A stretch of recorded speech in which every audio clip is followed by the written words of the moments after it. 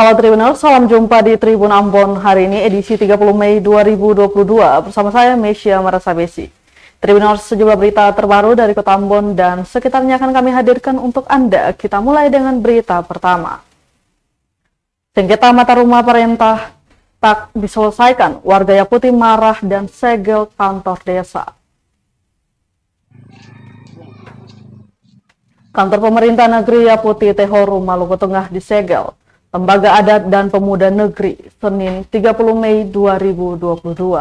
Aksi itu buntut dari upaya penyelesaian sengketa mata rumah perintah yang tertuang dalam Peraturan Negeri Yaputi Nomor 2 Tahun 2008. Ketua Adat Negeri Yaputi Sahadum Walalayo menyatakan, aktivitas di gedung kantor pemerintah negeri baru bisa dibuka jika sengketa mata rumah perintah diselesaikan secara adat istiadat di negeri Yaputi.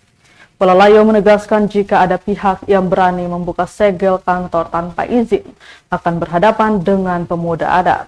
Aksi itu sebelumnya atas kesepakatan pemuda semua unsur terpenting di negeri Yaputi. Lembaga adat, lembaga agama, 9 kepala marga adat, pemuda dan masyarakat negeri Yaputi merespons surat balasan dari Kepala Pemerintah Negeri Yaputi, Yurisman Tehuwayo, yang menolak poin tuntutan sebagai upaya solusi untuk menyelesaikan sengketa mata rumah perintah. Sementara itu, Kepala Pemuda Negeri Yaputi, Josan Hatapayo, menyatakan lembaga adat dan agama serta semua unsur yang ada di negeri Yaputi sudah tidak dihargai oleh pemerintah negeri dan Saniri. Hatapayo sangat mengecam keras tindakan dan keputusan sepihak dari Saniri dan pemerintah negeri yang tidak mengindahkan lembaga adat. Josan pun menginstruksikan kepada seluruh pemuda negeri Yaputi menjaga kantor pemerintahan negeri untuk sementara waktu. Sebelumnya, Kepala Pemerintahan Yurisman Tehuwayo yang ditunjuk Bupati Maluku Tengah Tuasikal Abua juga sempat diusir dari negeri karena dianggap tidak sejalan dengan nilai-nilai adat istiadat. Negeri Yaputi yang kemudian harus mendapat upaya penyelesaian secara adat istiadat di negeri Yaputi. Nah, oleh karena itu langkah yang kita ambil melalui keputusan rapat adat antara ketua adat maupun tokoh agama, tokoh pemuda, tokoh masyarakat di negeri Yaputi. Jadi tujuan penutupan ini untuk penyelesaian terhadap permasalahan.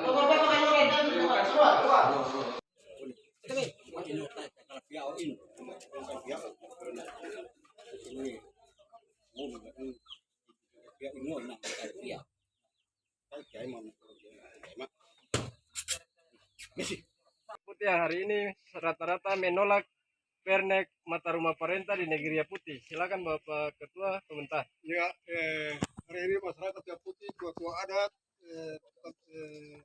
dari tokoh-tokoh agama, tokoh pemuda, masyarakat negeri Yaputi, hari ini dia akan menuntut agar pemerintah secepat untuk bikin perubahan pernik dan perubahan sendiri yang ada dalam negeri Yaputi.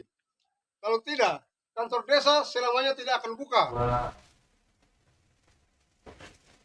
Tribuners, berulang kali diangkut sampah di kawasan Ahuru kembali menumpuk.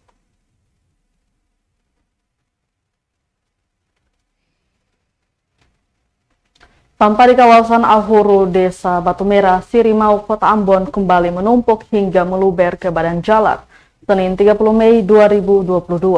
Lokasi yang kerap jadi langganan tumpukan sampah itu sudah berulang kali diangkut petugas.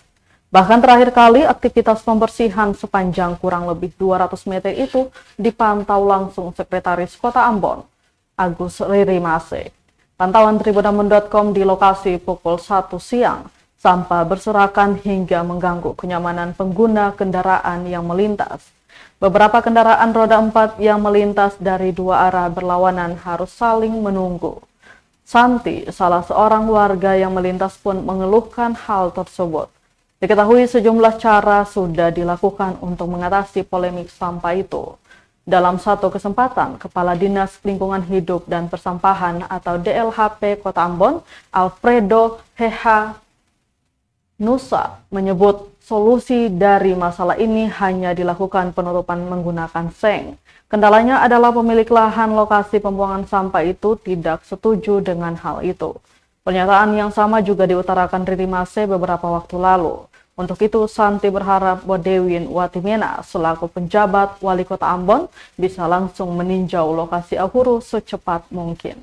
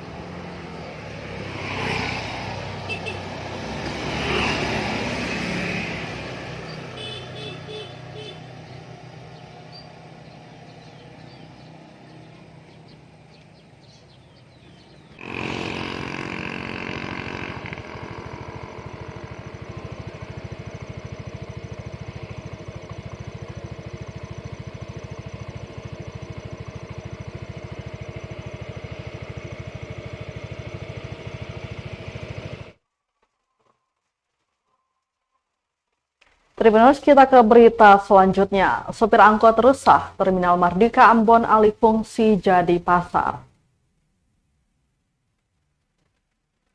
Sejumlah sopir angkot resah dengan kondisi Terminal Mardika Ambon saat ini. Menurut mereka, Terminal Mardika Ambon kini telah beralih fungsi, di mana para sopir angkot sudah sangat merasa terganggu dengan aktivitas pedagang di dalamnya. Ketua Asosiasi Sopir Angkot Ambon atau ASKA, Paulus Niki Julu, mengatakan keresahan ini perlu disampaikan ke Komisi 3 DPRD Kota Ambon. Ia berharap komisi bisa bantu menyuarakan keresahan ini ke dinas terkait agar pedagang bisa kembali ditertibkan. Pasalnya masalah ini sudah berlangsung sejak lama namun belum pernah diatasi.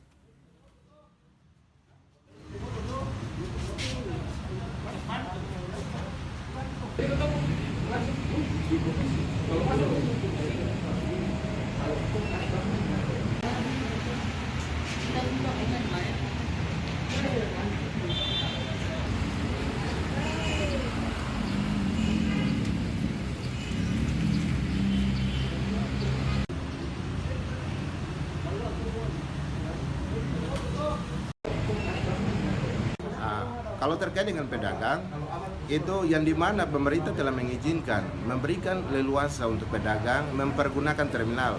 Itu secara tidak langsung, terminal itu sudah dialihfungsikan, bukan sebagai untuk angkutan, tapi sudah dialihfungsikan menjadi pedagang. Jadi itu sudah kami sampaikan tadi. Kami baru saja ketemu sama Komisi 3, ada beberapa hal yang telah kami sampaikan.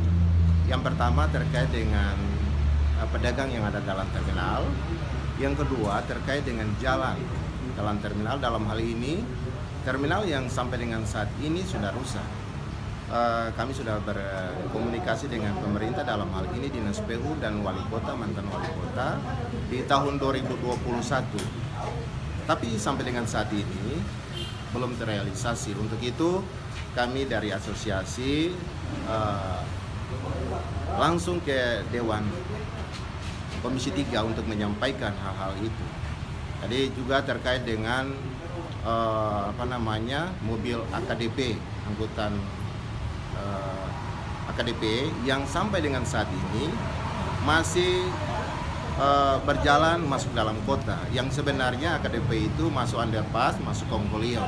Tapi sampai dengan saat ini angkutan AKDP masih berkeliaran di dalam kota. Kami meminta agar supaya dari DPR sendiri, Komisi 3 bisa menyampaikan kepada dinas-dinas terkait agar supaya nantinya apa yang telah kami sampaikan kepada Komisi 3 bisa disampaikan kepada instansi-instansi terkait. Nah, mungkin itu saja yang kami sampaikan.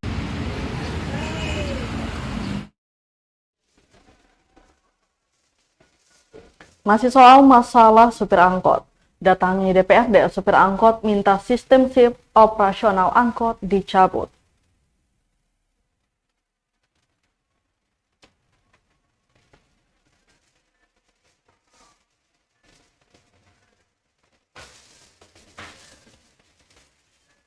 Asosiasi Sopir Angkot Ambon atau ASKA meminta sistem shift operasional angkot dicabut.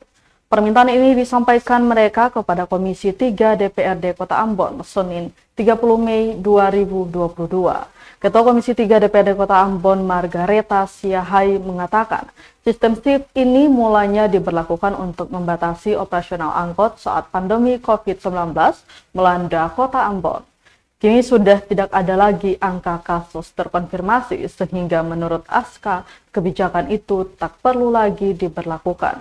Politisi Partai Golkar itu mengatakan para sopir angkot ini padahal telah membayar pajak penuh selama 1 bulan, namun waktu operasional mereka masih dibatasi.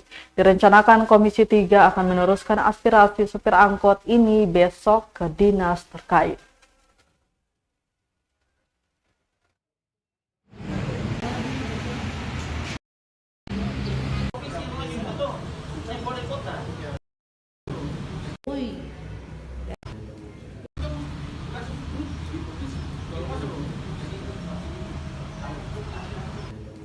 Satu dari Leleboy, dari apa tadi lagi? Ada yang masuk langsung lewat Galung kota. Padahal harus aturannya kan sudah dibuat untuk seluruh AKD itu masuk lewat underpass. Tapi sekarang yang pertama saja ada Polres di situ. Sekarang saya nggak ada. Nah, itu juga memicu kemacetan dengan adanya AKD masuk kota. Tuh. Karena kalau semua angkot itu dan angkot-angkot itu saya nggak ada yang sistem AKD itu semua dong tiap hari jalan. Sedangkan angkot dalam kota ini kasihan dong kan kena SIM. Tapi AKD itu belum para sopir angkot juga mengurus soal AKD itu ya. Untuk penumpang dalam kota begitu. Iya, mereka juga ambil penumpang dalam kota. Karena kalau seperti dari Leleboy itu kan lanjut balik. Nah, berarti itu dapat yang di situ. Gitu. Itu keluhannya. Jadi tadi disampaikan untuk besok ke rapat dengan OPD terkait dengan penjelasan dari perhubungan. Ada juga terkait yang di Pasang Mardika itu menjadi tempat PKL. Sudah bukan terminal lagi. Sudah.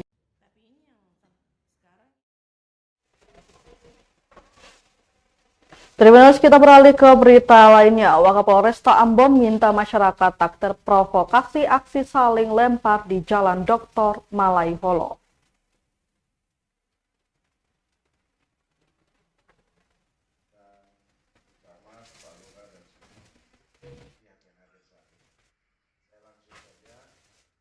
Aksi saling lempar antara pemuda, pohon mangga, dan air salobar terjadi di kawasan Jalan Dr. Malaiholo, Kecamatan Nusaniwe, Kota Ambon, Minggu 29 Mei 2022 kemarin. Pasca kejadian itu, Polresta Pulau Ambon langsung menemui tokoh agama dan masyarakat. Wakapolresta Pulau Ambon, AKBP Heri Budianto pun mengimbau masyarakat tidak terprovokasi dengan kejadian tersebut. Pada kesempatan itu, dia juga meminta kerjasama yang baik dari para tokoh agama, masyarakat, RT RW, dan tokoh-tokoh yang berpengaruh di lingkungan ini, agar ke depan terjadi masalah yang dilakukan oleh oknum-oknum yang tidak bertanggung jawab bisa langsung meredam aksi tersebut sebelum polisi terjun ke lokasi. Ada beberapa hal yang harus saya sampaikan sebelum ada forum tanya jawab. Yang pertama, mari kita sama-sama hilangkan statement atau ungkit masa lalu kerusuhan ke-99. Karena hal tadi malam tidak ada sama sekali kaitan dengan kerusuhan-kerusuhan. Untuk itu tidak usah bicara kerusuhan atau luka lama di muka-muka lagi. Karena selama ini kita hidup sudah aman. Kemudian yang masalah tadi malam bukan antar agama, titik. Antar kelompok anak-anak kecil. Kita juga masih identifikasi ini anak-anak pohon mangga, air salobar atau anak-anak yang mana. Jadi jangan lagi kita menstigma yang aneh-aneh atau provokasi. Kemudian yang ketiga, saya berharap peran dan kepedulian orang tua untuk anak-anak dan lingkungan termasuk RT, RW, tokoh agama, tokoh masyarakat, tokoh pemuda harus berperan dan peduli. Yang keempat, nanti kita agendakan untuk pembinaan terhadap anak-anak di bawah umur, baik itu Kristen maupun Islam yang ada di lokasi. Baik, terima kasih. Kita ke berita terakhir. Penjabat Bupati Jalaluddin Salampesi janji majukan Kabupaten Buru.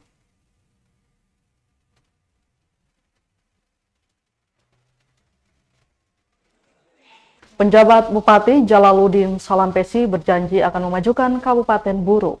Hal itu ia sampaikan usai rapat paripurna istimewa serah terima jabatan dan penyampaian pidato perdana penjabat Bupati Buru di kantor DPRD Kabupaten Buru, Senin 30 Mei 2022. Dia memastikan akan mewujudkan Kabupaten Buru yang maju, mandiri, dan sejahtera meliputi semua sektor, mulai dari sumber daya manusianya, birokrat, dinamika ekonomi, hingga persoalan sosial budaya.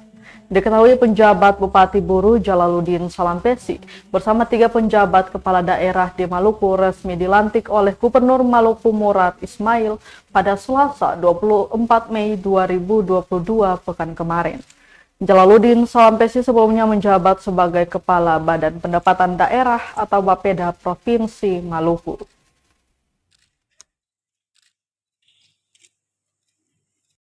Seluruh masyarakat Bupon berjuang bersama menghadirkan kesejahteraan bagi seluruh masyarakat Kabupaten Bupon terkini.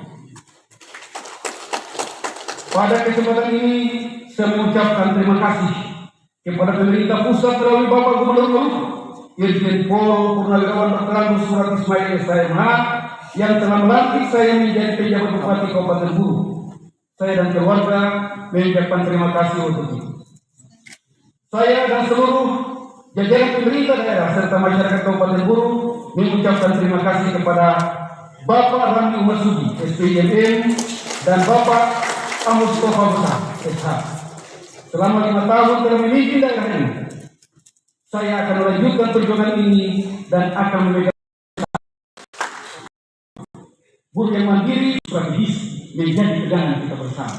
Namun perlu saya tandaskan kepada semuanya, sebagaimana dalam pidato perdana saya tadi, visi RPJPD kita adalah terwujudnya buruh yang maju, mandiri, sejahtera dan berkeadilan. Itu meliputi seluruh sektor, meliputi evaluasi-evaluasi yang akan kita lakukan, mendorong pengelolaan lingkungan hidup yang kemudian harus sustainable, mendorong UMKM maju, mendorong aktivitas pertanian maju, memanfaatkan infrastruktur yang ada untuk sebesar-besarnya kemakmuran rakyat. Dalam kaitannya dengan itu, maka semua aturan yang akan kita lakukan, kita mencoba mengevaluasi. Mulai dari sumber daya manusia birokrat, dinamika ekonomi yang ada, persoalan-persoalan sosial budaya, persoalan-persoalan lingkungan yang kita hadapi, semuanya akan kita evaluasi dalam waktu singkat. Karena saya sudah memiliki target rundown pertemuan dengan pimpinan-pimpinan OPD secara tematik untuk membicarakan dan memecahkan persoalan-persoalan yang belum terselesaikan. Saya akan mengevaluasi secara ketat berbagai regulasi yang sudah dilakukan. Akan kita lakukan mekanisme pemeriksaan keuangan dengan menghadirkan teman-teman dari pengawas, baik dari BPK ya maupun institusi lain yang kemudian akan mengevaluasi secara keseluruhan mekanisme dan manajemen pengelolaan keuangan yang sudah ada. Sehingga harapan dari teman-teman Dewan tadi untuk mencoba membedah apa yang sudah kita lakukan dan melihat ke depan terkait dengan karya, kemudian rencana-rencana besar kita, kami akan mencoba untuk membagi durasi kepemimpinan kami dalam waktu yang disediakan dalam jangka pendek, jangka menengah, dan jangka panjang. Tujuannya cuma satu, mewujudkan buruh yang maju, mandiri.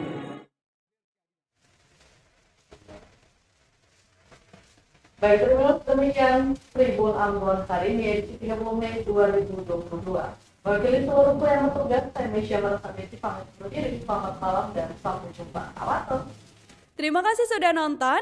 Jangan lupa like, subscribe, dan share ya.